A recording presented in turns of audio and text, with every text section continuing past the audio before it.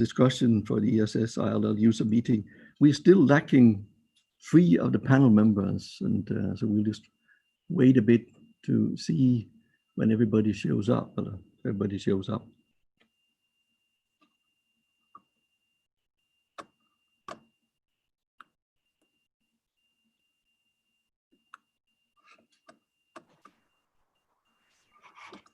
Good morning, Lisa. I think that's one more.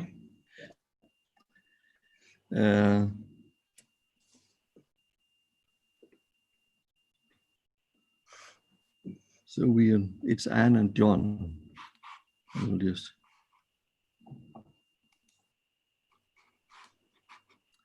Good morning, John. I think you're here, and I also Anne. Yes. Could you just confirm that you also? Yep. Good. Great. Then we're ready to go. Yep. So Kurt, can you hear me? I can hear you. Yes. Yes. Hi. I may need to step out for a couple of minutes this morning. It's my son's 2nd birthday, so the house is in a state of complete chaos.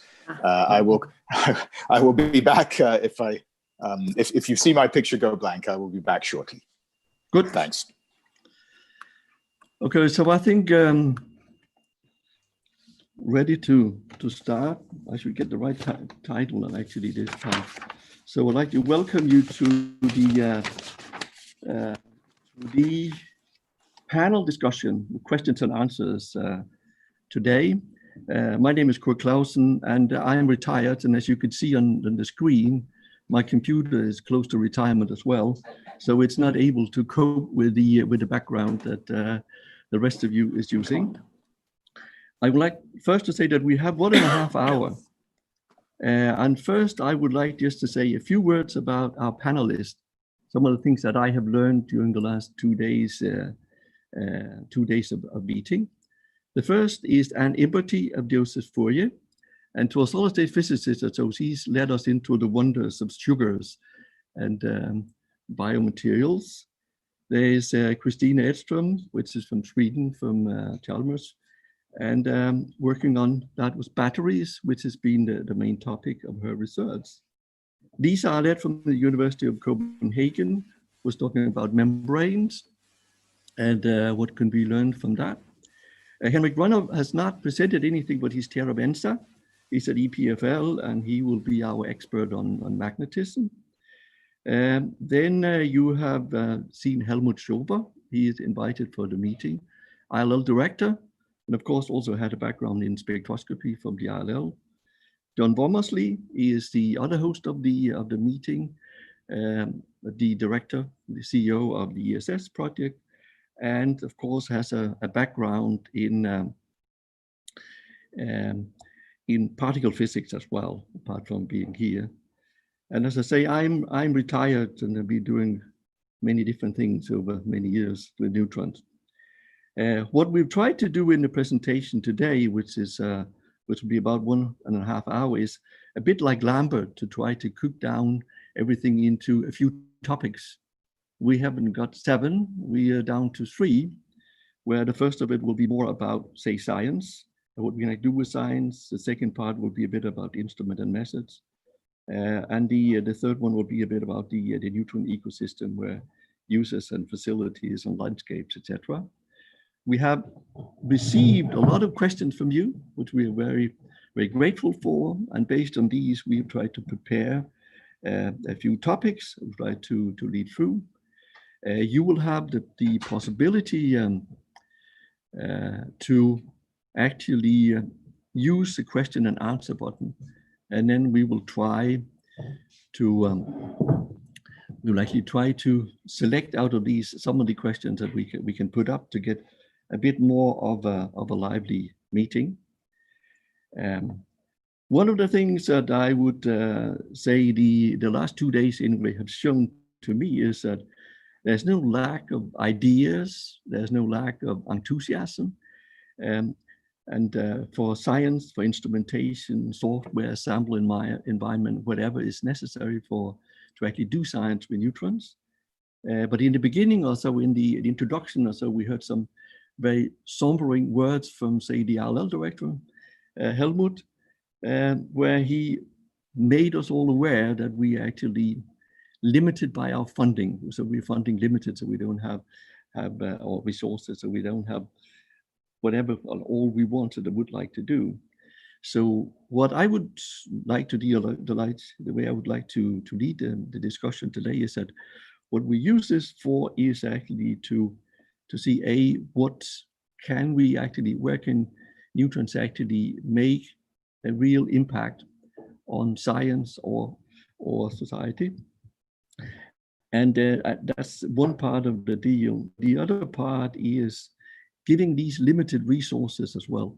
What is that the facilities should do actually to make sure that we have biggest impact? So it could be in terms of prioritizing between many different areas. It can be the instruments we have to, it can be on the source, it could be the staff we have at the facility, what should they deliver? It could be about sample environment, it could be data and access mode. So try to look at what is actually the important things for us to be aware of when we look a bit into the future of neutron facilities. So if we start with, I don't know if anybody has a question in the beginning now, but if we should start with some of the Q&A box. There's a Q&A box. Oh, 3 questions there. Already 3 questions. Yeah. So if the first question is, who is actually that from? Could we actually let the person? It's by Alan Hewitt. It's Alan Hewitt. Okay, I could do that. Could you give the microphone to Alan? Thank you very much. I just have 2 comments, actually. I'm confident that both the ILL and ESS will be a great success. But there are 2 things that worry me. I witnessed both the start of the ILL and the start of ISIS. And the time it takes to build new infrastructure and instruments is dramatically shorter for those facilities. And the second problem that I worry about is the turnover of scientists and engineers, which is related to the timescale, of course. After 10 years, the people, the groups of committees who propose the instruments may be doing other things. Just my comments. Thank you, Alan. May I?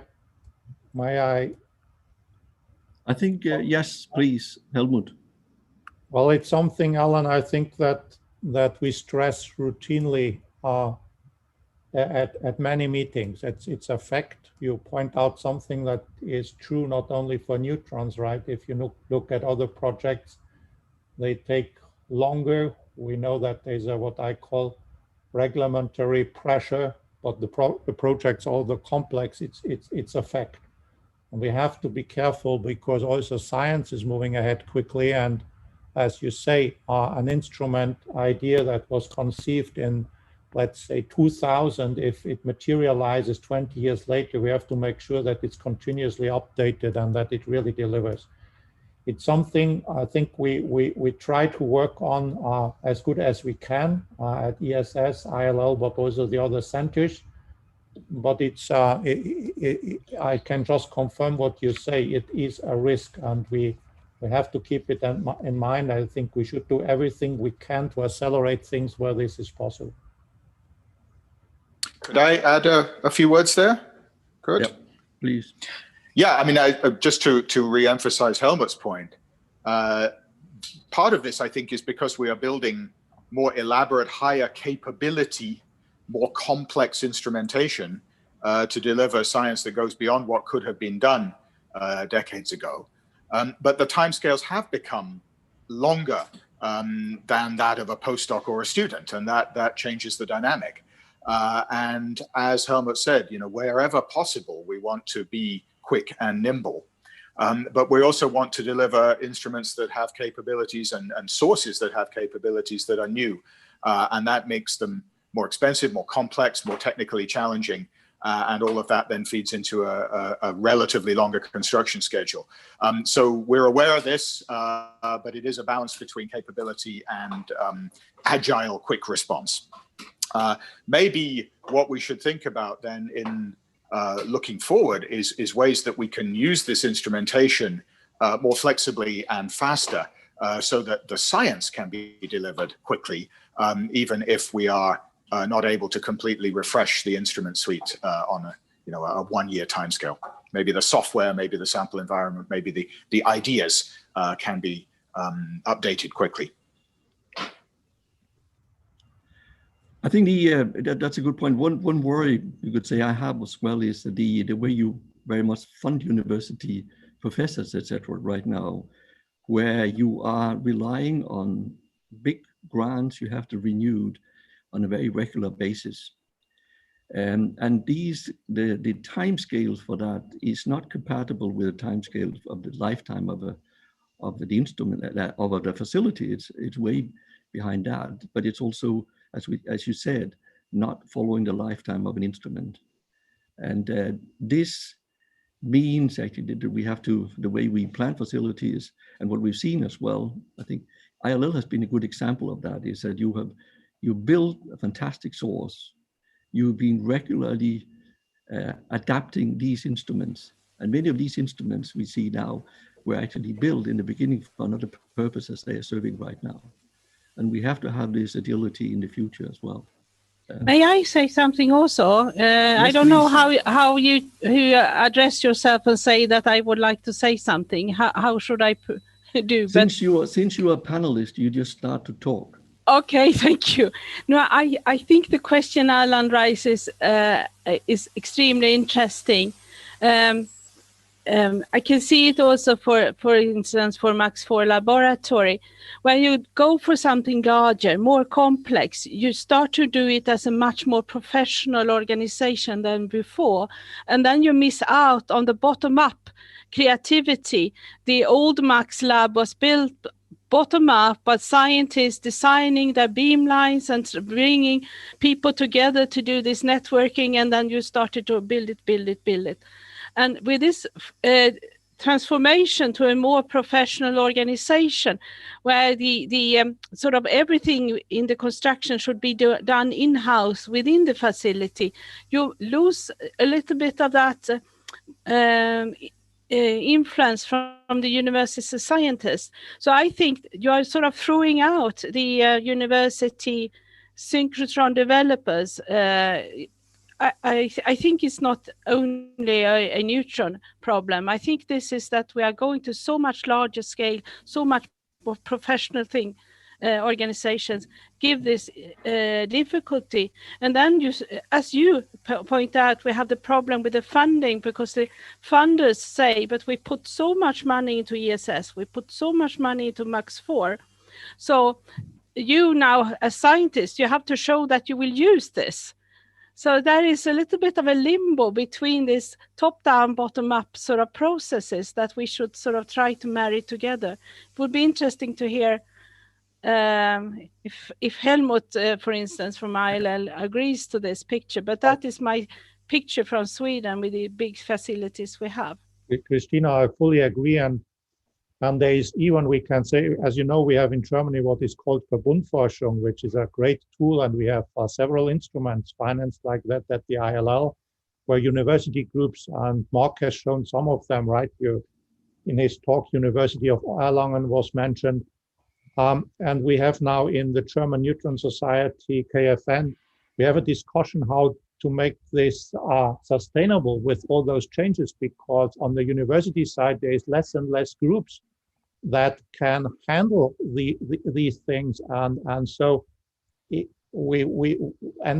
ministry tells us, be creative, come back to us. How do we have to adapt those tools that also in the future we make sure that your facilities are really linked into the university, that you tap into this reservoir of innovation and great ideas and enthusiasm.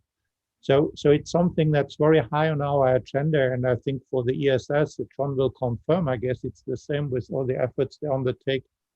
The instruments are built very often by university groups and so on. I think We have to preserve that, but it's becoming increasingly difficult because the complexity is such that, and it's so technical very often, and it's so much project engineering and project management and so on, and that the world has changed. Yeah, I agree with you. But we should not stop trying to continue working closely with universities and making this link.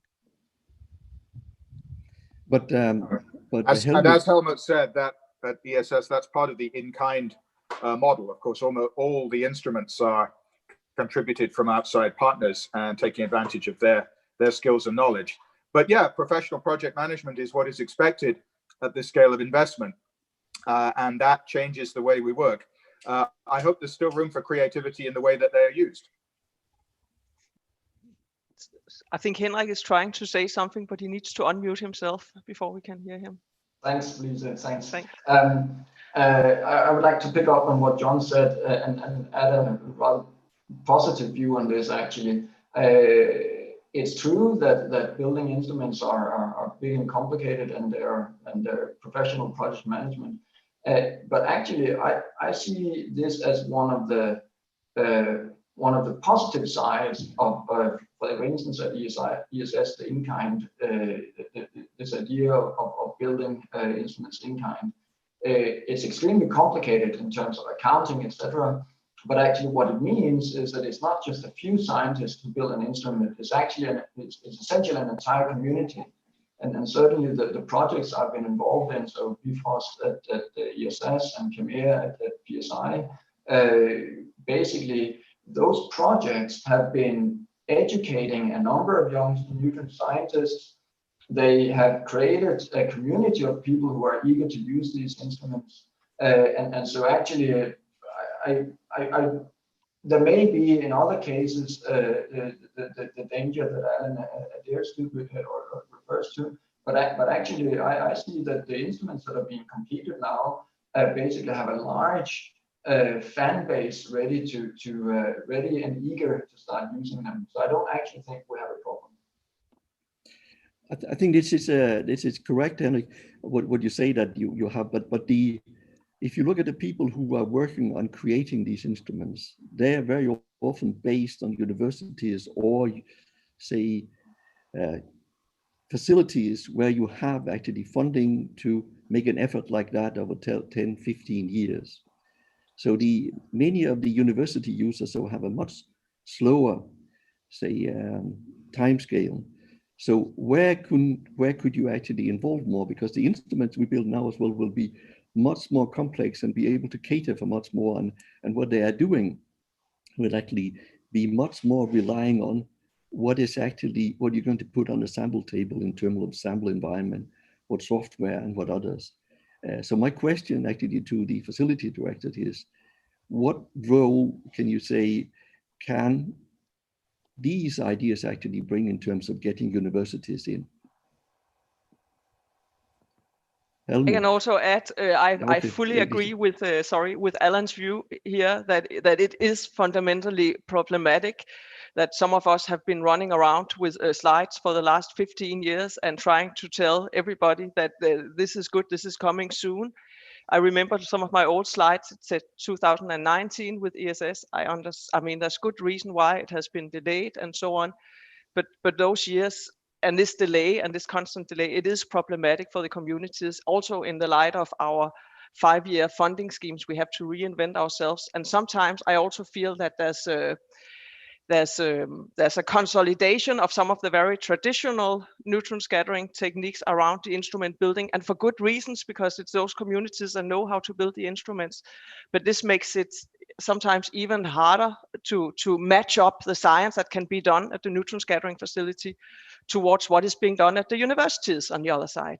So if we compare a typical science health university profile to that of both ILL, but also the upcoming ESS, there's not a very good match between the two, and I think that is a fundamental concern for those of us that have to sell the research at the facilities towards our university managers and towards our local founding bodies, that it can be difficult to convince them that that how we can make excellent use of this facility when much of the science is not so visible inside the universities. And it's not I have an easy solution, and I know that you're aware of this problem, but it is a fundamental problem that the development time is very long. We are well, Lisa. Yeah, but what are you you could say what are the most successful way to have universities also involved at the ILL, for instance? Well, I think they are involved, right? I think we have a long track record. No, I didn't say they were not involved. I say, what are your experience of the most, the best way actually to have this involvement and to make it actually. Well, honestly, about this is I think when we had a tool in Germany, which was this funding instrument of the BMBF of the ministry, the Federal Ministry for Research. This was targeted. This was that for the neutrons every year. To give you an idea, we had about 3 or 4 million. So every 3 years, 12, 13 millions. It varied. The same was there for the synchrotrons. And only university teams could apply for that. And this was to build equipment at the facilities that Germany was involved with. So ILL was eligible. And for me, this was one of the really great things that brought universities closer. Then I think the partnerships we have for soft condensed matter, soft partnership for structural biology, they help us as well, right? This worked also very well. We have in soft matter several groups there, closely linked. And then sometimes it was relatively simple, relatively informal, long-term proposals. If I take somebody like the Göttingen groups that worked on ice and came here and built the equipment here for us that then was available for the users and other groups. So I think we had a long-standing way of interacting, from the very informal to the one that was done on the ministerial basis. And the key ingredients for me are two. You need one scientist at the ILL that is a driver, and you need somebody at the university who is a driver. So at the end, it boils down not even so much to funding, because I don't remember many good projects that didn't succeed in finding funding. But what is really important is this close contact, and that's why I'm repeating so often the role of the scientists at the universities that are willing to spend a lot of time on their part, right, to write proposals, to follow that up, those projects, and finally to build something at the ILL that then is available for the competitors, that is available for everybody. So that you have to find, and then at the facility you have to find the people that connect. If you have this kind of chemistry, it works very well. I think Helwig has a question. If we take this first, and I have a question as well. So would you please give the microphone to Helwig?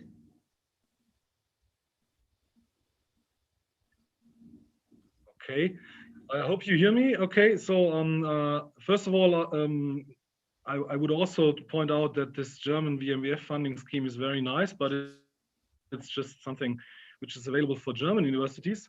And I totally agree with what Lisa said, because in our last proposal for ESS, we failed, in fact, because the reviewer said, oh, there will be no neutrons within the funding period. So this is starting to be problematic for us to convince our boards of reviewers to give us money for projects at ESS.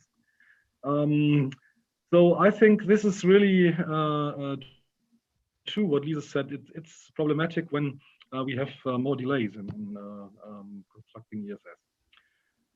And then, of course, the funding is of this BMBF funding scheme is only available to German groups.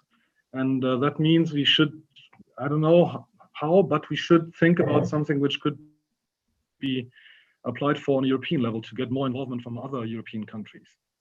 That's basically, it's more a comment, not a question.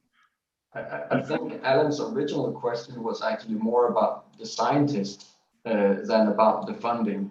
Right. So I think what Alan was referring to in the beginning was the engagement of the scientists in conceiving instruments, and whether they are still available or whether they have moved on by the time the instrument is finished. So of course, funding is also an important topic, but I think what Alan wanted to discuss was essentially the involvement of the scientists and whether the long period for constructing instruments is a problem in terms of keeping scientists engaged. And that's not directly the same as funding. It's I think I would like to ask Lisa a question, but also you, Henry. The one point you say funding, you're from Switzerland, and we've heard from Germany as well. In Germany, you actually have schemes where you can actually apply for relative long-term grants and keep universities. So I'd like to see, do you know from ENSA, so is that something that's available across Europe, or is that unique to Germany and Switzerland? So now you're talking about science grants in general, or grants to engage in instrument building? I'm thinking about allowing, say, a scientist to spend a large part of his career on building science over an instrument and spend 10 years on it. I think that's not generally common in across Europe. I mean, there are two aspects of this. One is whether the scientists can spend their time. And so basically that means whether they have the flexibility relative to other duties to choose what they want to work on. And that actually is fairly free across the countries. So the scientists can choose to engage in instrumentation. The other, but that of course within limits of other academic duties. I think where there's much more limitation is actually in the ability to attract funding and use funding and engage funding into such instrumentation. And that's much more challenging in most of the countries.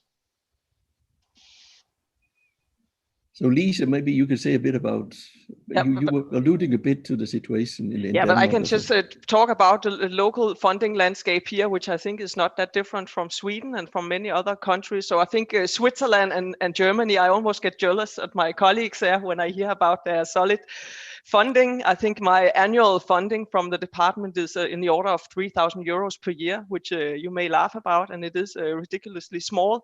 So this means that everything I'm doing research-wise, postdocs, PhD students, experiments, and so on, that basically I have to apply for that, justify that, and so on. So it makes it really difficult, and then I can say out of I was very engaged in instrument design in some of the middle phases of the ESS. It was super interesting.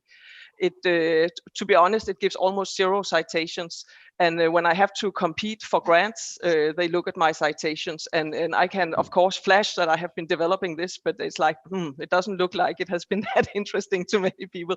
So it's honestly not something that you can afford to do much as a scientist if you want to be competitive and have a little more. So it's something that I have prioritized nevertheless, because I think it's super important, and I think it's as a community thing, and I really like the instruments we have now. I'm grateful for the people that have helped building the ones that we are using now. So I would also like to continue to contribute.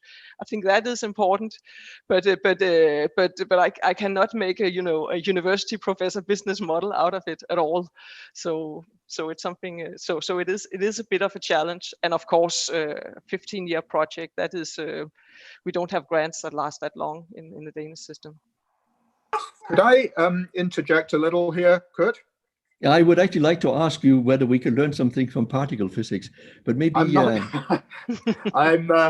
not sure that I would advocate that, because I think particle physics has worked this way for a long time, but it still has some of the difficulties which have been identified here in persuading universities and funders for the long-term duration of these projects. There is a greater history, certainly, to refer to. But I wanted to challenge a little bit about whether it is really the best model for a university group to take on a 10-year instrumentation project. Of course, to contribute to it, yes, absolutely. But I think in most countries, a national central laboratory where such a thing exists is the natural place for that kind of development to be done. And the universities should be part of a broader consortium. And I think that those sort of labs can recruit the technicians and the engineers and the designers more naturally without the arguments with university funders about whether this is an appropriate university task.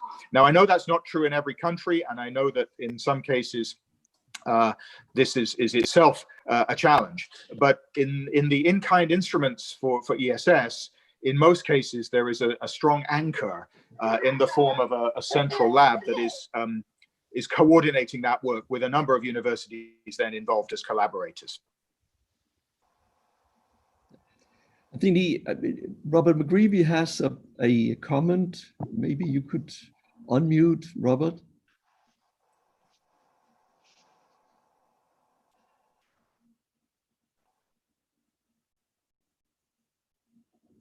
Yeah, I was just replying to a previous comment somebody had made about use of facilities being equivalent to research income. So in the UK, we do this every year.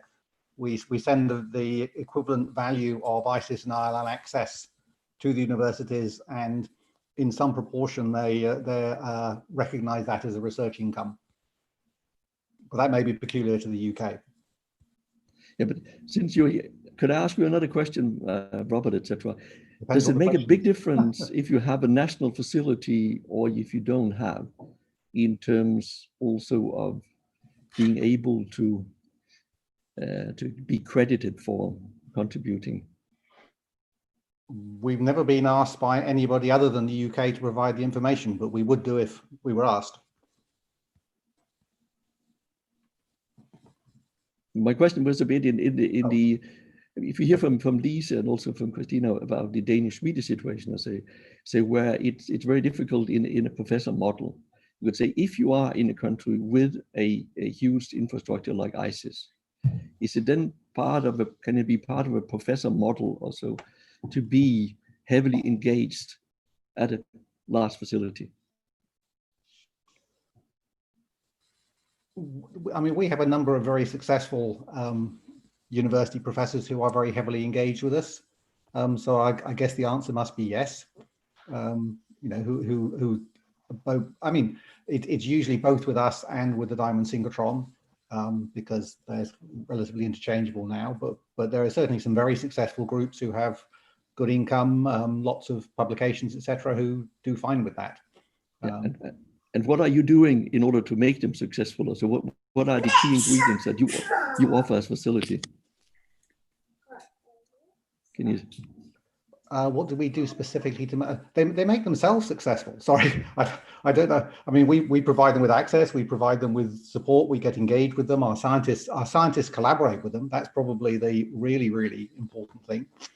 And a lot of the success of users is of course dependent on collaboration with facility scientists, not just use of. There's very few major users who are just users. They're really collaborators with the facility, and I would say that's the critical bit. So does that mean that we could say one of the lessons we learned there is that on a facility, one thing is all the hardware you deliver and all the support you deliver, but another part is also the competent help you actually get when you come there, say the expertise. I was somewhat surprised by the previous bit of the discussion being concentrated on just building instruments. I mean, building instruments is one aspect of what a facility does, but it also does science, and it's absolutely critical. The facility scientists are in their own right excellent scientists who can then interact with the community on an equal basis and help them, and they also get helped by the community. And I think for something, and again, with there's the discussion about ESS being delayed and therefore things being late and how it affects universities, that also affects the scientists at the facility, right? Because if you spend 10 years building an instrument, you're not spending 10 years doing science, and you need that scientific excellence at the facility when it starts operating, and that's a challenge. We just put, if you look a little bit around in Europe, for example, MLZ and LLB at the time and so on, I mean, we had this very close connection, right, with the universities, and we still have it, and we are building it. I think the thing that we witness is that we lose a little bit those, and this is also understandable because neutrons become mature. We lose those hubs at the universities that are real neutron hubs, because to shoulder these things, neutron cannot just be a sideline of your scientific activity. I think it has to be the center. And this is something that is just the evolution we have to deal with. I think in general, we can say it's more democratic. It's broader in every sense what we are doing. But this also means that with respect to what Alan mentioned, the old times, you don't have so many of those lion users, I think you call them in the UK. And they are naturally very good because they can shoulder bigger projects and bigger collaborations, whether it's instrumentation or scientific. And this is something we are facing. And this also worries a little bit over the countries. I think, for example, Henrik will confirm that in Switzerland, you still have quite a bit of those strong hubs at the universities. And you see that then that they're very successful in being on all fronts when it comes to collaborating with the facilities. In France, we have A&R schemes and things like that, and we have also strong groups there that use this. UK and ICES. So I think it's actually not so bad, right? In the end, it's just we have to adapt to a change where we get broader.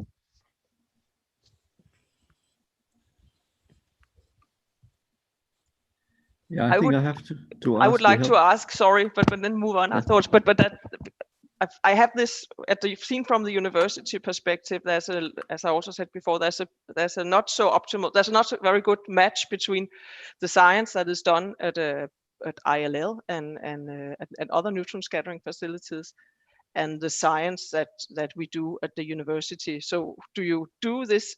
It's good. You say that you can see the university users are coming in, but do you ever go make this exercise of trying to match on the broader university, and how you can reach out to that?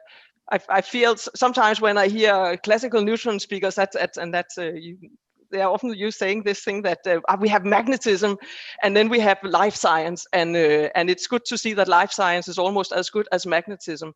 And then when I look at my university, then we have a single research group and a collaboration group that does magnetism, and then we have a whole faculty and several departments that does life science.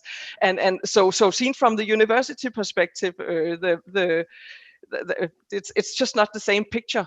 And I think some of the language that we are maybe using about the neutron science, we need to maybe look a little bit outwards towards what is being done at the universities and in the big and in science more broadly to match better. There's a little bit of old-fashioned in the use of the language and the categorizing at the facilities, and then there's a consolidation around that furthermore that we already group like soft matter, which is also an important area, but it's just hard to convince funding bodies in Denmark, at least, that soft matter is a fashion word, because that was a fashion word in 15 years ago, maybe. So I think we also need to think about how we categorize and what we call things we are doing. Lisa, if I can, that could be a whole presentation, right? What you raised. Yes. But naturally we do that, and we do that since a long time, and I think those are a little bit older, they remember when life sciences was very high on the agenda. I think that was around the turn of the century, millennia. We knew that we have to bring neutrons into that, and I think what and all the activities we did within the European framework programs, they had all this topical outreach. When even in magnetism, right, we had these discussions because magnetism is not magnetism. If you have very thin films, I have been to magnetism conferences. 20 years ago, neutrons were central. Today, the thing has moved on to areas where neutrons have more difficulties.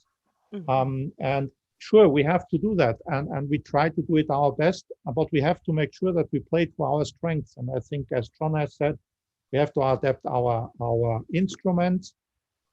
We have to adapt our language. I lately was in a meeting where there was the X-ray community, the electron microscopy, and neutrons, and they all presented life science. I think the electron community didn't say one word what an electron microscope does. Their first picture was the virus in high resolution, and I think the neutrons, they spent 3 slides on arguing where the neutron comes and what the small angle machine is doing.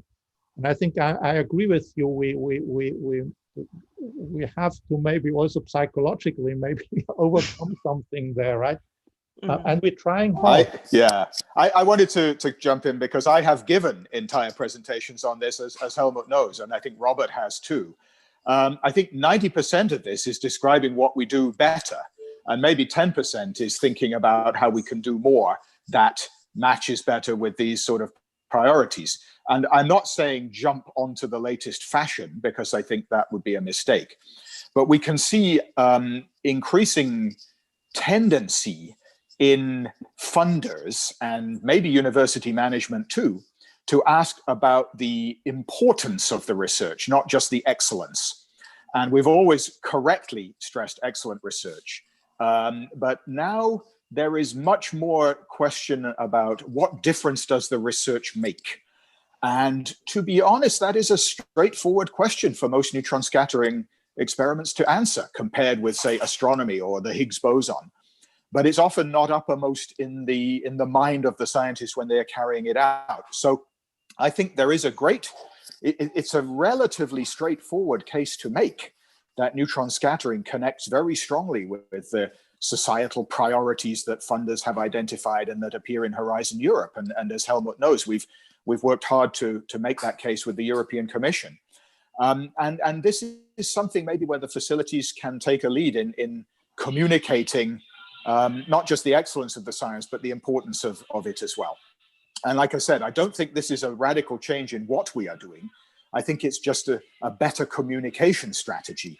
And maybe there are a few things that we could add to our portfolio that would make the case even stronger.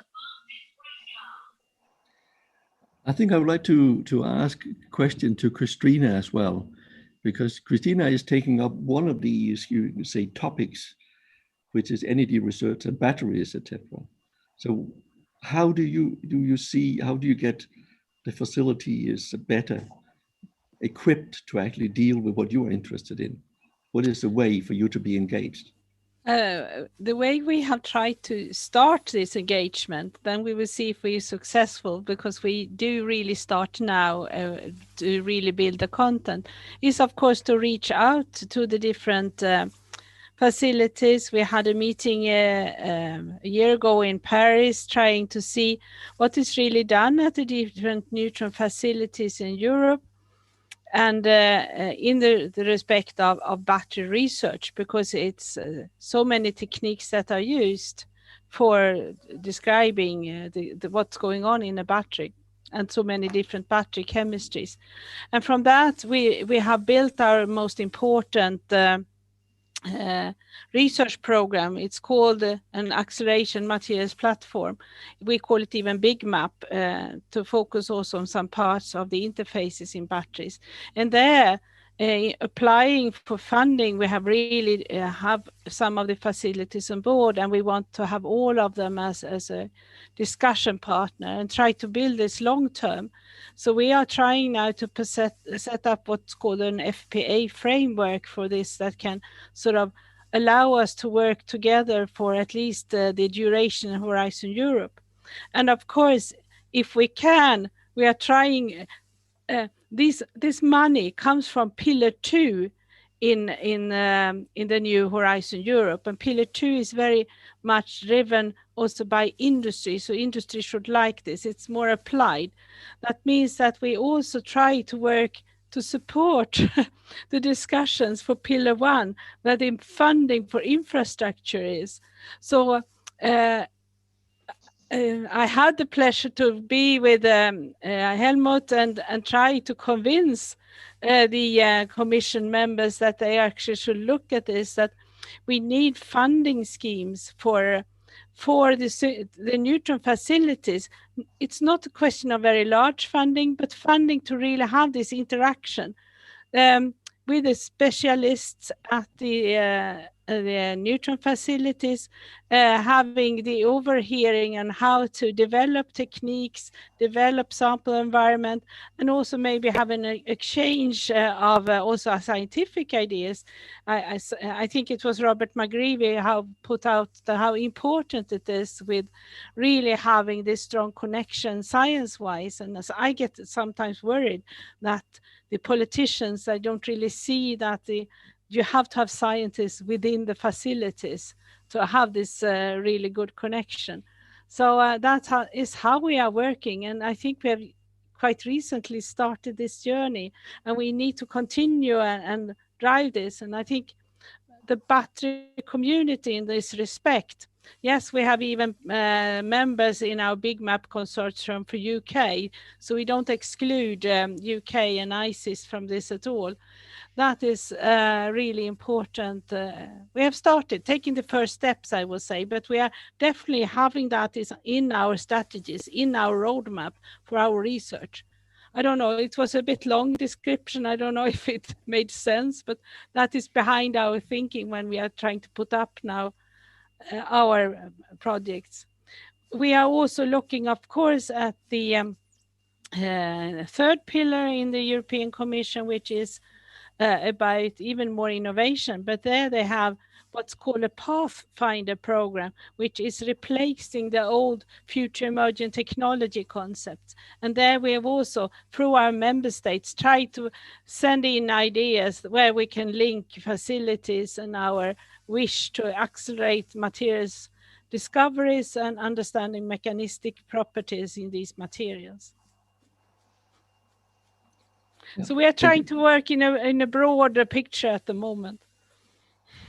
And I think this lens organization is brilliant, because then we have one voice where we can have this interaction.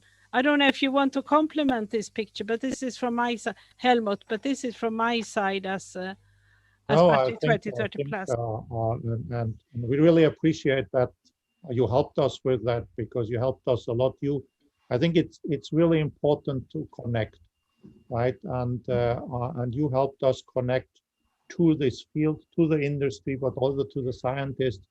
And so I think this is the way forward, really the way forward.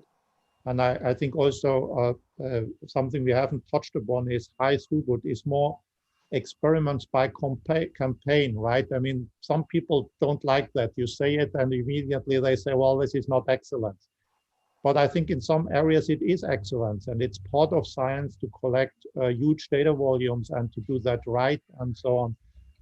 So I think we, on several fronts, we have to adapt and go along the way, and we try to reinforce between Lens and you this collaboration, because I think it's the only way forward.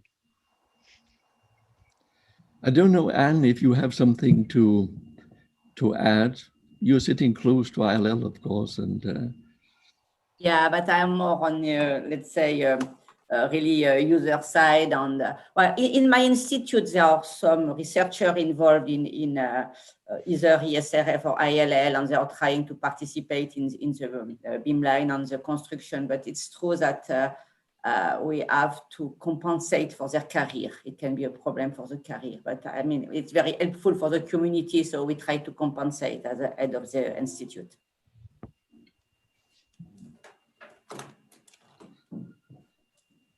Yeah, maybe we should try to move a bit into maybe look at different science areas as well. We were talking about one of the things that came up and was discussed heavily was actually disorder, or actually functional material where actually short range sort of disorder or diffuse scattering is an important part. And the question there, some of the questions we've heard there as well, what do we do actually to, what is actually going on now to make sure that we can have similar tools actually to help or to guide researchers? Is that, first of all, is it important? And what are we doing at the facilities to develop common tools in this area? I don't know if you could say a bit about that, Helmut. Well, I think we knew it since quite some time. Complexity means that to go from the strict order, you introduce various degrees of order, disordered order. We had a wonderful talk on this yesterday. But more generally, I think the question you raise is, once you have done the measurement, how do we exploit it, right? And several talks, I think in all talks basically, and this is something that I see since now 20 years, if you just have the data, it's very rare that you can tell the story, because what you, in the end, science is about is general statements about connections, correlations between things, and this means at some point theory models, and so this is an enormous challenge. And I come again back to what has been said before. The users are at the center of that, right? Because as a facility, we have at the facility a couple of scientists that are specialists in certain areas and that can help. But to do all this, what is required in terms of modeling, theory, software development, over the range that we try to serve, is close to impossible alone. So we have to do it together. So we had also in this area within LENS naturally discussions about platforms and this comes a little bit into the fair data treatment and all that, platforms for data reduction, platforms for data analysis, to make sure that the occasional user gets also the tools that he or she needs to produce the science out of the data, to help the local contact so that it's not all on the shoulders of the local contact. So we try to push along these fronts, and I think it's an area where, again, coordination is important and collaboration, because, and we did that in the past, a bit of software developed at one facility that then spreads over all the facilities. Just take the case of Fullprof or SASView or any of those, right? That's very important, and it shouldn't become the bottleneck, because I think one thing, and Robert will certainly agree on that we concentrate a little bit too much as facilities, is our source. It is important. And then our instruments, they're all important also. But if you don't have the right kit of software, if you don't have then the connection with the modeling and so on, you maybe don't make always the best use of the data. So I'm always preaching that we should look at the whole chain of this, producing this scientific knowledge, or creating this scientific knowledge is the nicer word, and check where we have to place our resources so that the whole chain becomes stronger. Because if you reinforce one link, and this may be the performance of the instruments, the neutrons in the detector, and you have neglected how you then treat this information, then you miss out on the result. So it's something we try to do continuously with our committees, scientific councils, and the community, but it's definitely not easy, right? And I think ENSA is working in this direction as well. There's lots of initiatives on the national levels. We try to link with the synchrotron communities in this. It's a huge field that you're touching on, Kurt, there. I think, Henrik, would you like to, you were trying to, if you don't, then I will actually continue with the question. Well, I could just add a little to what Helmut said. And obviously at ESS, we are investing in a data management and software center in Copenhagen, exactly for this reason, to take provide standardized analysis tools and to provide resources that can help extract information, as much information as smartly as possible from the data. And it's an interesting thought experiment to imagine a SAC meeting, a scientific advisory meeting at ESS in 2030 something, with a budget to spend on upgrades, because in principle you could upgrade the source, you could upgrade the instruments, you could upgrade the software and the computing facilities if they're all managed as and seen as a coherent whole. And it might well be that the computing and software is the best investment to make, and I think that's certainly possible. But what we're not providing is the theoretical modeling capability, and that goes back to the first part of this discussion on close connection with the universities, because I think that's a key role for our university colleagues to provide the theoretical interpretation and the computational modeling capability to complement the physical data that the sources can provide. Thanks. Yeah, I'm not a panelist, but I completely agree with you on that point. One thing that's a lot of emphasis going into is this about, say, making data accessible for everybody else, or discussing raw data or whatever.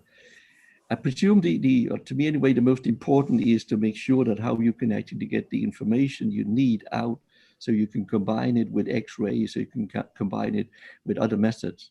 So my question is that the knowing, say, that the cost of actually storing these massive amount of data, huge amount of data, and providing the metadata for that, is that the best investment, or should you rather try to find out what is actually the essential information you take out, which can actually be exploited by other communities? I don't know if somebody would like to. I think that's a very important point, Kurt, and I mean, it goes beyond neutron scattering. Currently, across the world, funding sources more and more are demanding that essentially all data is made available, and so it's a big trend. I think as then scientists actually start to implement this, we will realize that we're creating obscene amounts of data that needs to be stored, and which will cost a large amount of money and energy to keep. And at some point, the scientific community actually has to stand up and say, look, because it's easy if you're just sitting in a funding body. It's an easy, brilliant goal to say, oh, all data should be available to everybody. But at some point, the scientific community actually has to stand up and say, this is not the efficient way of doing it. If you make all the data available, then it becomes useless. And there actually has to be a qualification and a filtering in before you make things available. Yeah, so completely, and I will agree from the particle physics or the astronomy perspective, raw data is not useful unless you understand the convolution functions that the instrumentation has applied to it and all of the deconvolution that you need to take. So if you can make the data available in a format which is closer to real space and to undistorted images, that's really useful. But the challenge that we face, I think, is the sample and the metadata associated with the sample structure and the sample preparation. And handling that, I think, is for me the biggest challenge when we think about how to make neutron scattering data or X-ray scattering data open, is that it's the thing we're looking at, and how do you characterize that and how do you capture that? We can make all the data from the instruments available, but without understanding the sample that has been studied, that data is meaningless and useless. Yeah, maybe from my perspective, I was quite positively surprised yesterday in one of the talks. I learned that data that I had the pleasure to local contact in 2010 seems have to be reanalyzed. I think it's a good example, because this was data on water, simply undercooled water, and the group at the time from Norway, they went to immense efforts in undercooling water. That was actually what the experiment was all about. And I think water is a good example because it's a universal sample, right? It's not something complicated that depends a lot on the production method. No, that's a very good example, yeah. And I think helium is a similar example. But even in that, I reflected before afterwards yesterday night. If now the ESS comes along, right, with factor 10 or maybe 30 more flux and so on, at some point it might be worthwhile to measure water again at the ESS, right, and to go to this immense effort and do it. So I think there has to be the right balance. I always thought we could have a neutron catalog somewhere with S of Q and omega. I think our method is great because we have this possibility that it's S of Q and omega, which is a universally acknowledged mathematical function for helium and water and a couple of things like that. And like a little bit the particle community that remeasures the lifetime of the neutron, provide this as a cultural heritage to humanity in some sense, and update it year after or if new capabilities come along. So I think this is not huge data volumes. This is real information. On the other hand, I fully agree with Henrik, and thank you, Henrik, that you say that, because sometimes as a director, I'm forced to be extremely politically correct and say fair is just great, and everything the EU proposes is just great, right? And it is not, because I think in some cases, the effort we have to undertake is enormous, and the benefit you can reap for that is very so low that you would say, well, it's really not worthwhile. If in 20 years you have to redo that experiment, please just redo it, right? Because even the cost of beam time is lower than what you spend in keeping all those data all the time.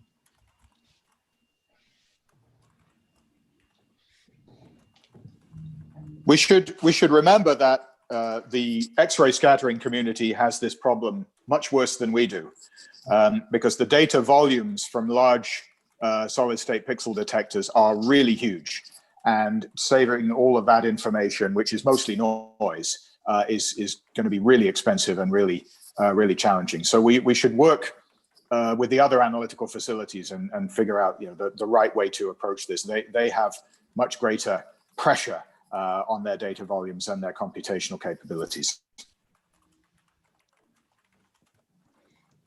Yeah, because I think that's one very important point. And sometimes, it makes more sense if you could repeat an experiment, if you could do it fast rather than store vast volumes which you can't find.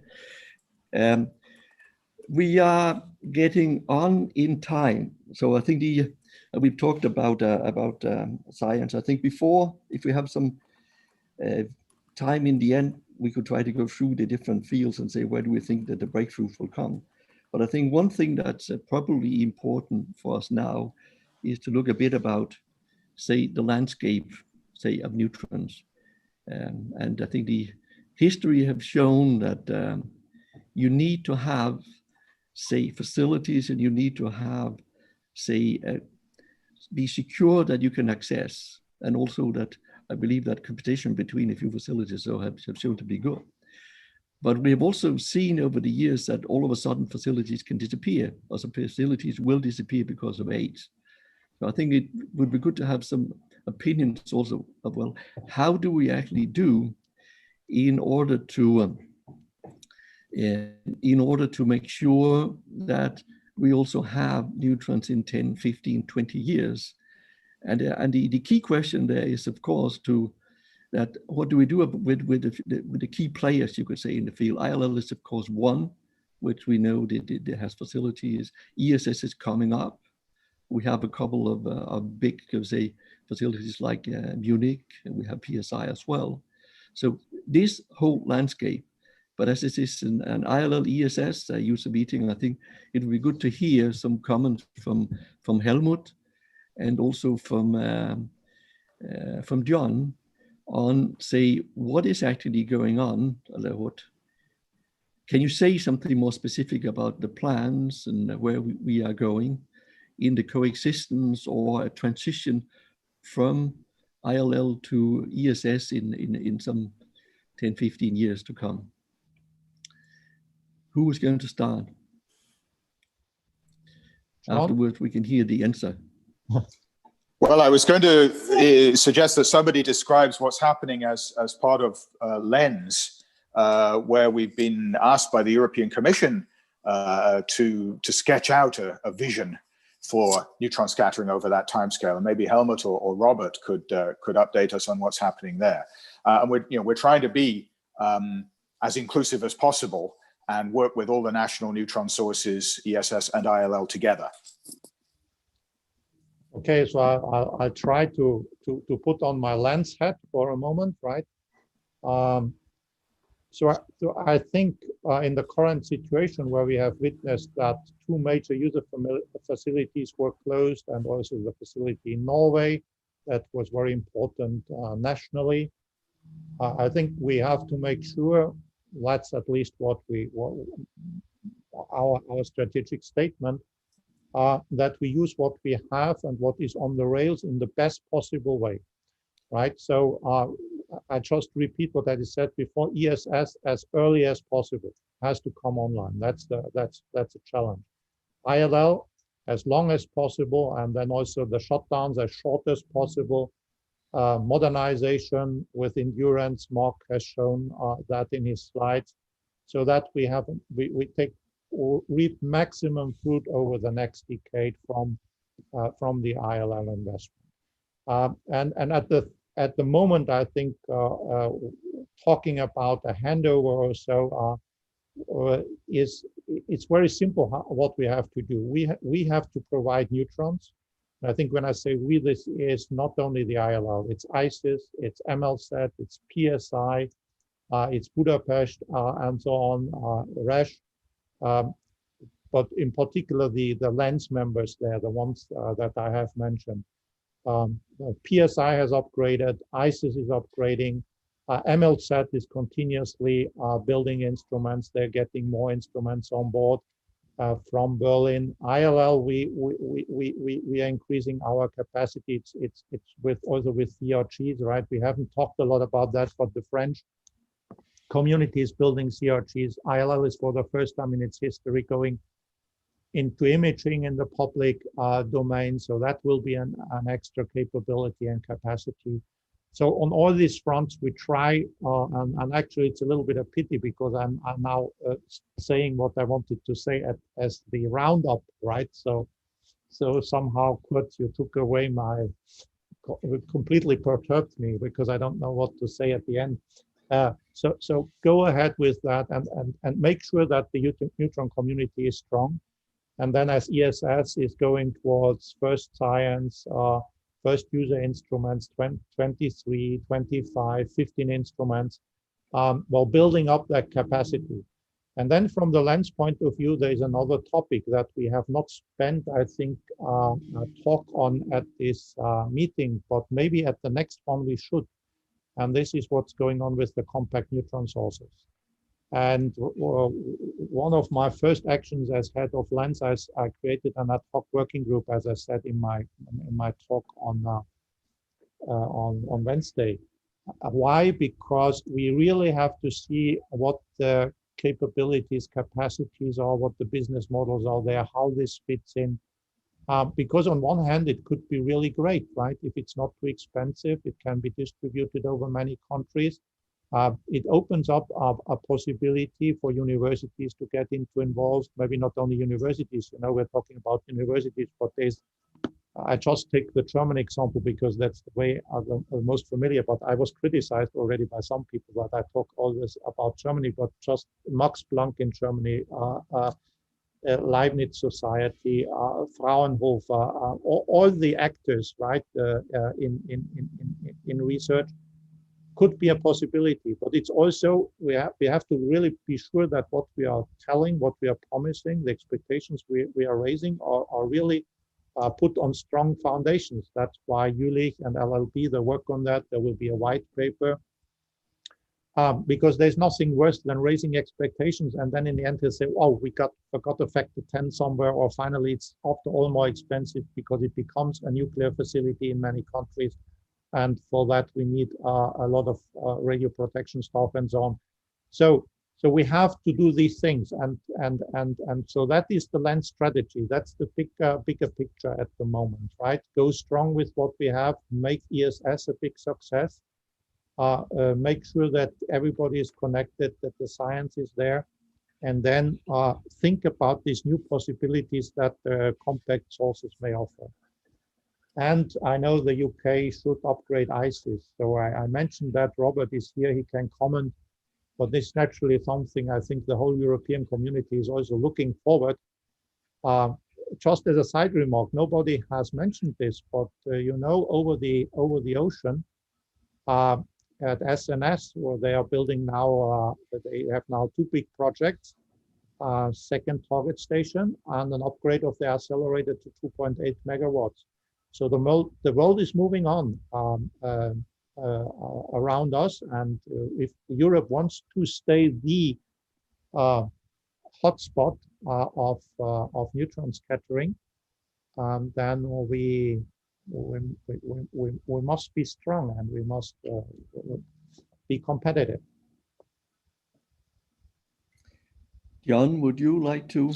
Yeah, I'm fully support what Helmut has said, and I think the first thing we need to emphasize in any communication is the importance of neutron scattering as a technique. And that goes back to the conversation we had earlier in this panel, because it can address key issues and important challenges that governments and public decision makers care about.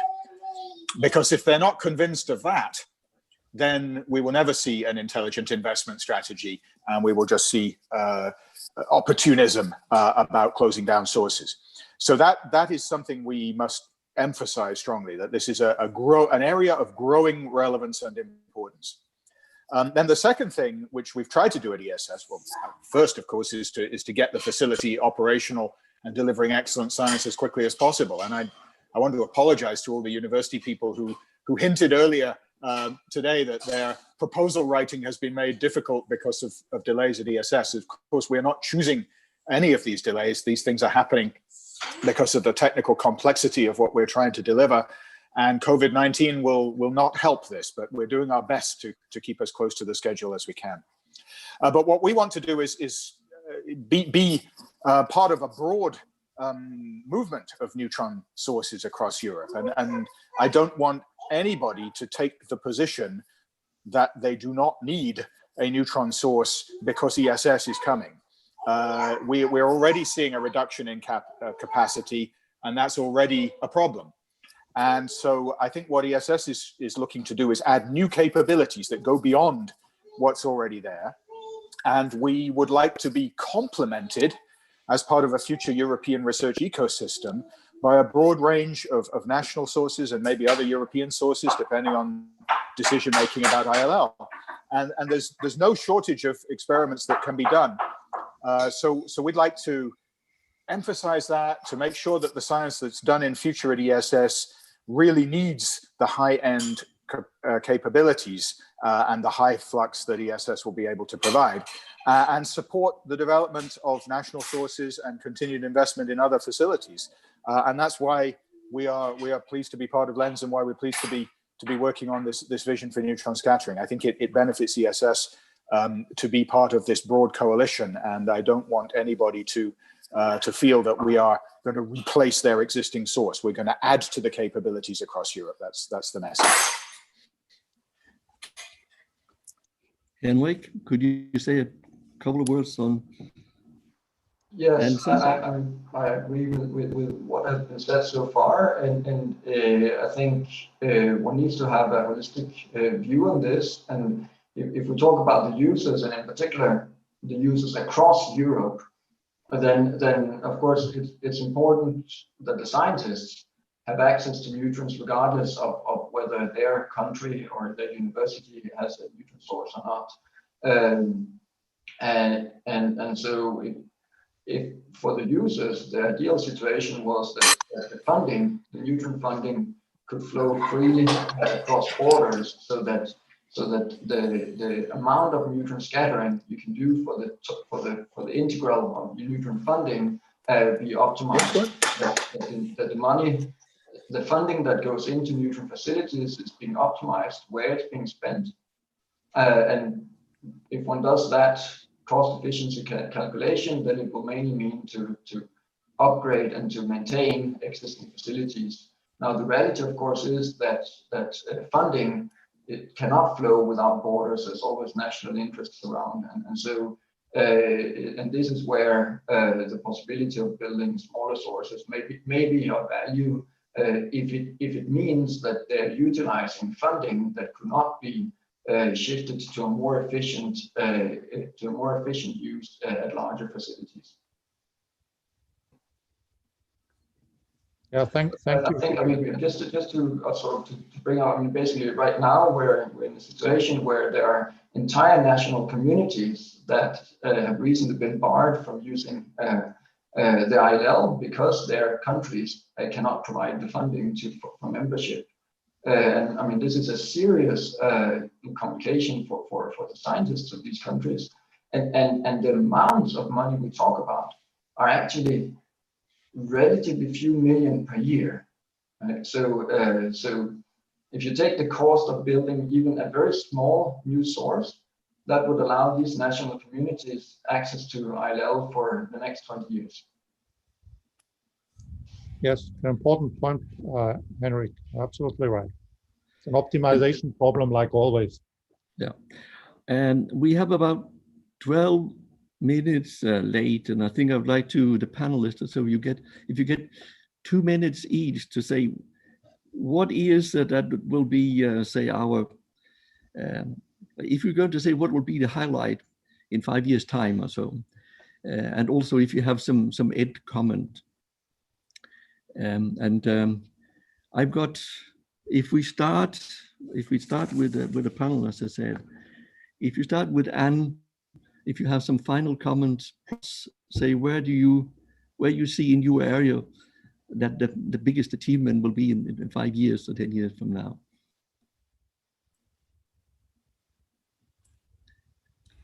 Yeah, so yeah, I'm not really a specialist of neutron. I'm more a user, and for the glycoscience point of view, I think the bigger achievement is that it's more on our side on chemistry. We have to provide a better molecule, better biomaterial with appropriate deuteration, so they are well adapted for the neutron experiments.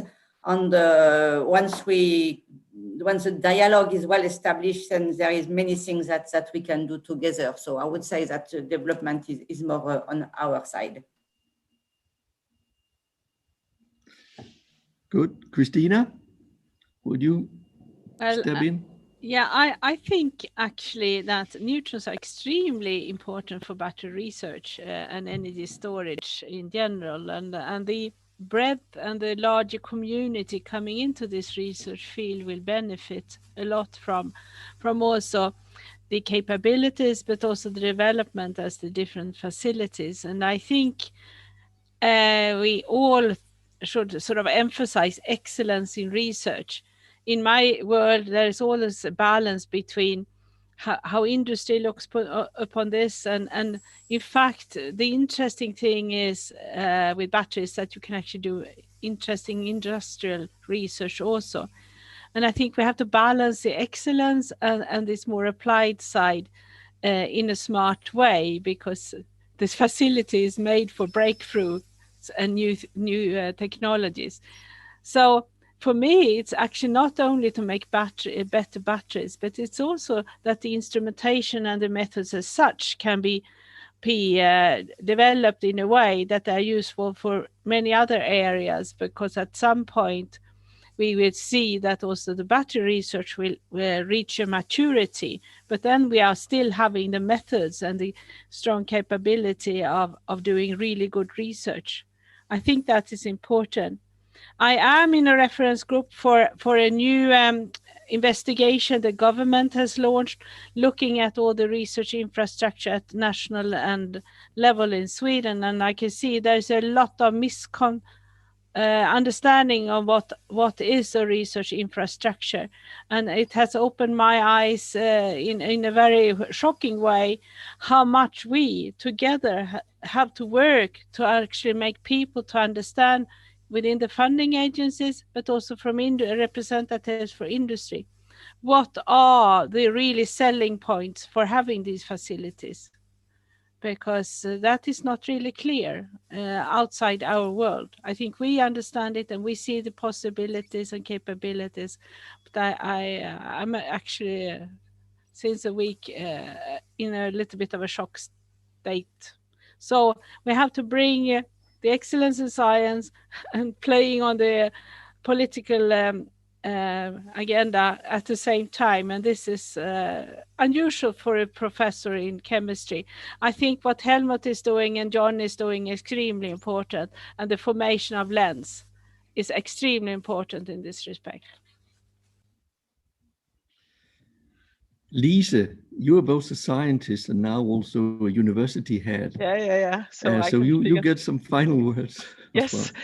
No, but I would say on behalf of my field, I think there's a lot of, and I also said that in my talk yesterday, I think there's still a lot of interesting work ahead to do on the biological membrane, and it's so important to understand life. And I think there's a lot of interesting science on what could be coined unstructural biology, so where we have disordered structures and also the glycosylation field and glycan group that Anne talked about the other day. I think that's also an extremely understudied area, and I think neutrons can come in as one of the techniques, but we have to develop methods for combining the information we get from the neutrons with informations from other techniques, and that's a larger area that is called integrative structural biology. I think that's extremely important. And then I will also say, because I have been sitting and talking about the future ESS and for many years, so I also start to feel a little bit like Elvis Presley with this, a little less conversation, a little more action. I'm actually really looking forward to have those neutrons and to be able to bring a sample to the facility and do some experiments and so on. I can see that Robert McGreevy said that, of course, we should not rush too much and create less good instruments, and I fully agree with that. And nevertheless, the thing I'm looking most forward to is actually to come and do some experiments at DSS. Thank you. Helmut? No, Henrik, you're the next on the list. So I think you roughly formulated it. What would be the breakthrough or something interesting in 10, 15 years from now?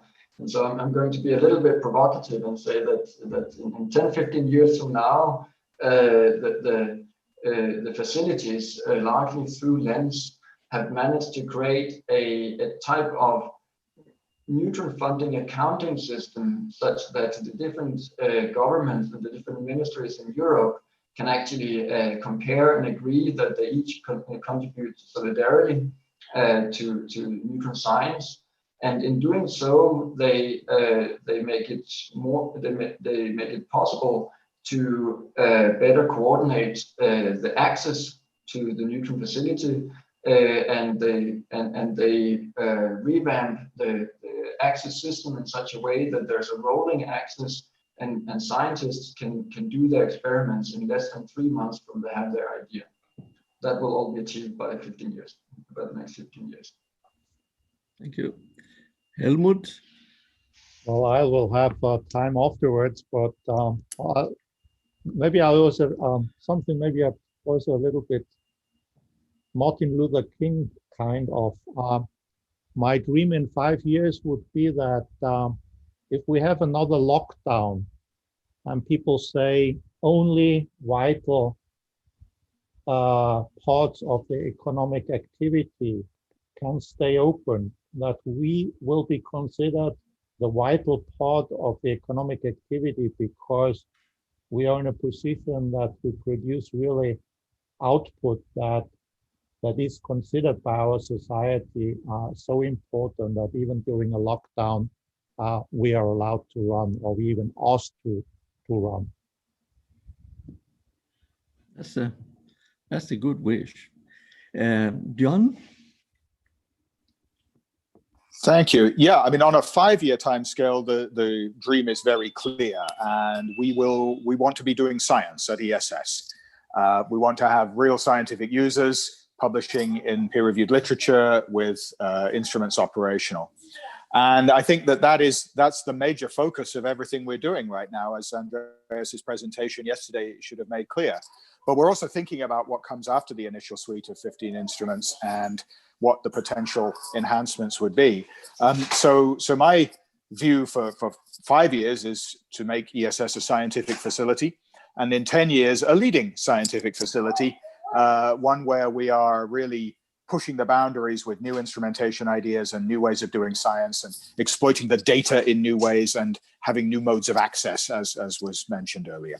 And that's what we're working on very, very hard. It's really great to have the opportunity to interact with what we hope is our future scientific user community. It reminds us why we're here. And this meeting has been really good in that respect. So thanks to everybody.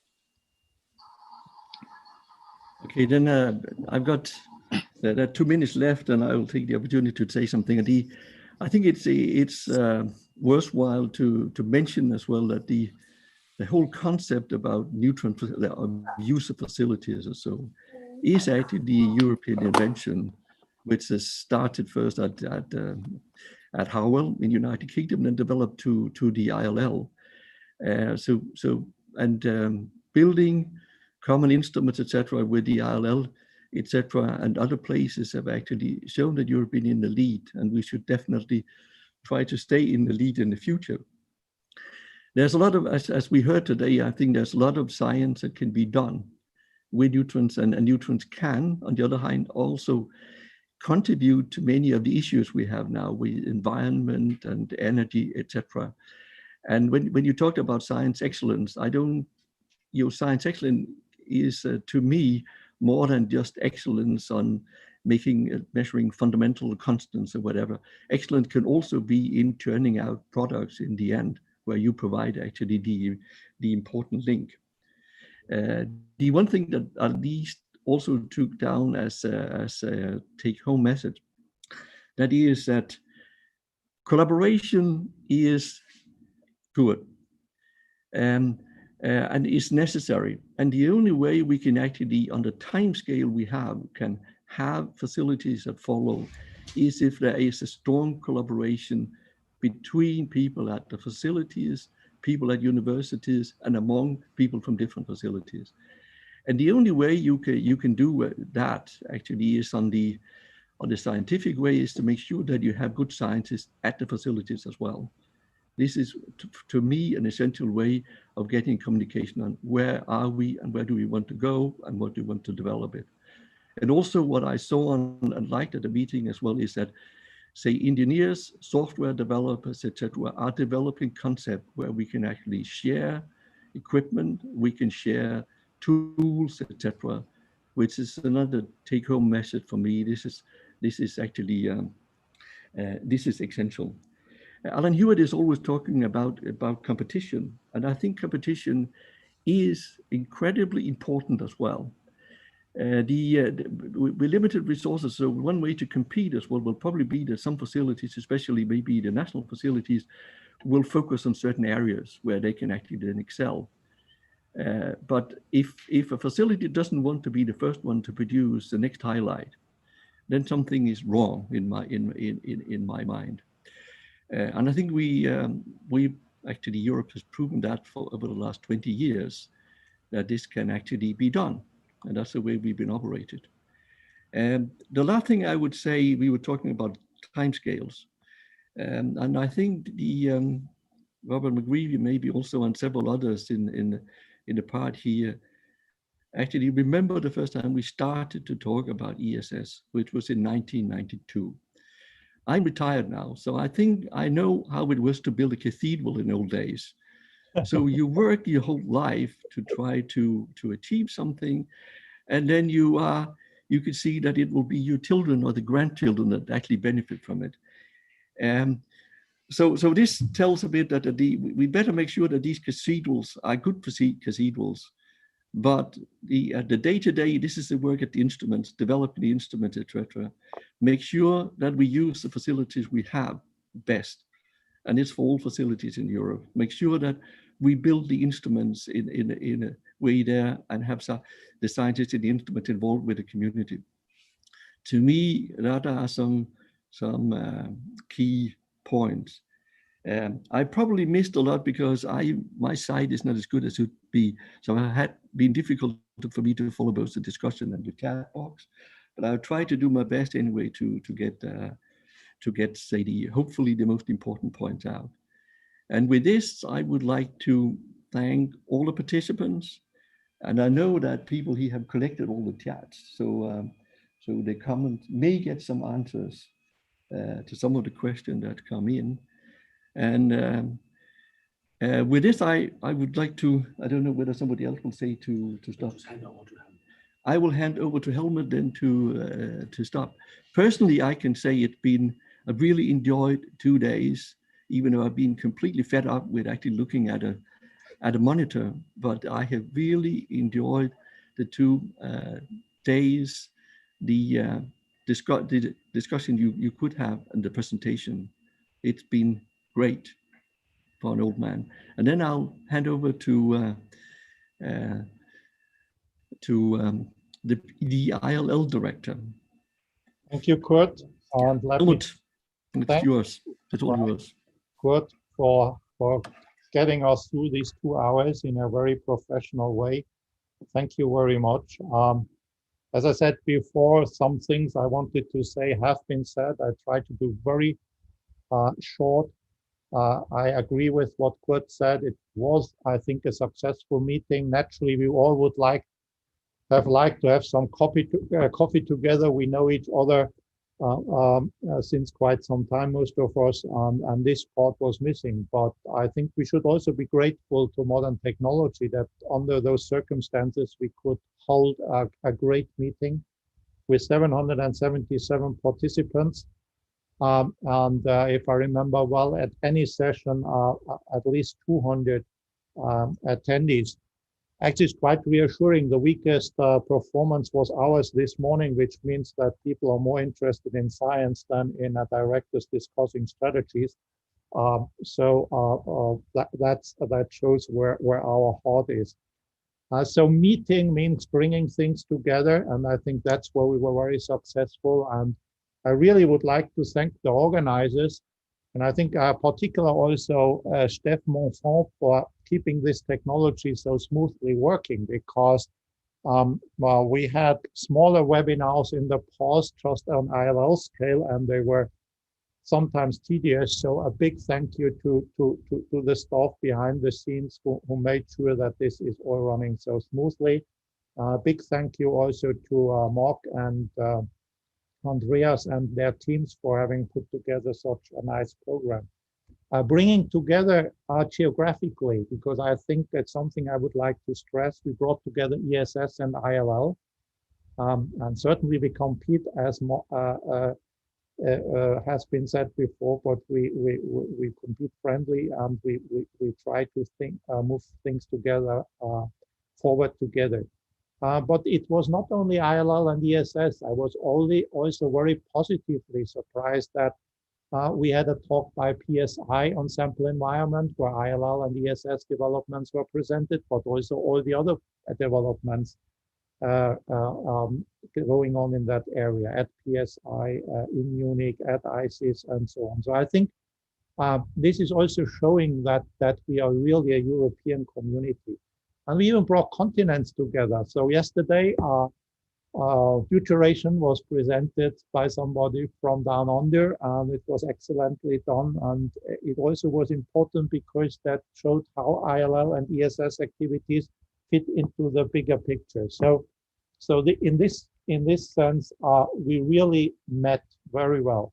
And I think the topic, in terms of topics, we also met, and the first good sign for me is we had the science where we used the neutron as a probe, and the science where we used the neutron as a scattering object. We had both online, and it's evident when we discuss facilities like ILL and ESS, this is important, because this science with the neutron as a probe is producing very excellent results. And if you regard what it costs, and that we are competing with facilities like CERN that have a lot higher budget I think we should really be proud of that. And I think we brought the fundamental science where we look for the biggest generalizations together with the applied industrial side. And I think this is also to be underlined. And last but not least, I think we brought the science done with instruments together with the science of building instruments, because it is a science. And so this is also very positive. So I think the meeting did its purpose. It brought exchange, it made exchange possible. So we are living exciting and challenging times, and I just will repeat what I had said. We have clear targets for the years to come. There will be a drought, and for the European user community, it will be not so easy. As you know, the ILL will have a long shutdown.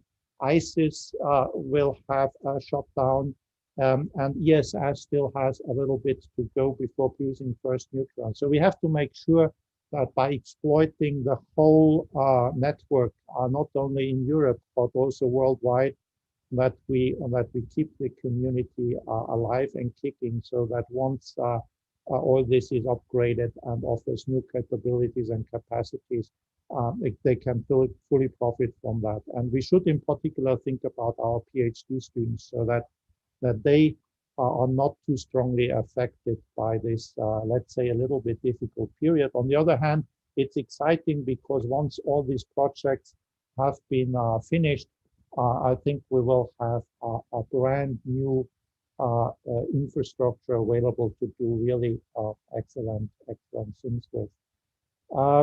The challenge is not only scientific. I think we have it also economically, and Henrik has mentioned that. Some of you ILL users have received a mail that clearly indicated that access is now really limited to people or to scientists coming from countries that contribute financially to the ILL. We have to work on that, because this is a real danger. Our communities, in particular in the south, and they are important for ILL as they will be for the ESS. Italy and Spain, they are struggling at the moment, and the damage done could become irreversible if we don't find solutions soon. And also what I learned from that exercise, and it was a hard learning process, is you can do brilliant science, you can write brilliant science cases, and demonstrate that this investment of, as Henry said, a few million euros into these facilities pays off enormously, and still not be in a capacity to convince on the political level. So there we also have to work hard, and we need the support of the ministries. And what holds for the ILL, I think holds for the ESS. John also still has to get all his funding together, and they still discuss a discussion. So it's a common battle we have to fight, and that we have to win for the benefit of the community. In the end, what counts in all that is, after all, the science. I think it's the excitement that comes with it. And there I was reassured by this meeting. There's lots of good ideas, all pointing forward.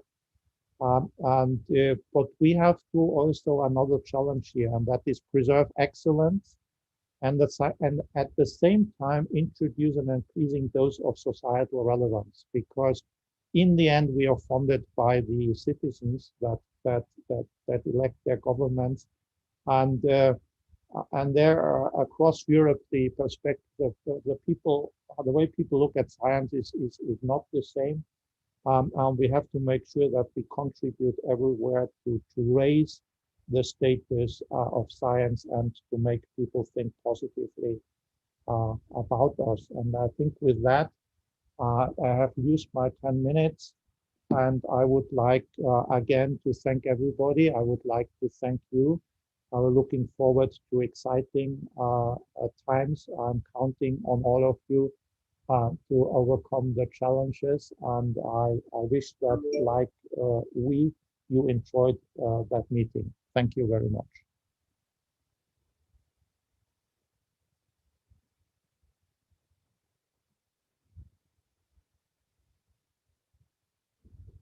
So, Mark, is there anything, or Andreas, a final statement you would like to make from your side? No, I think you can close the meeting, Helmut. Okay, then that's a little bit awkward virtually. I must say, even so, I officially close the meeting. Thank you very much. Thank you very much, Helmut, and thanks to everybody. Bye-bye, everyone. Bye-bye.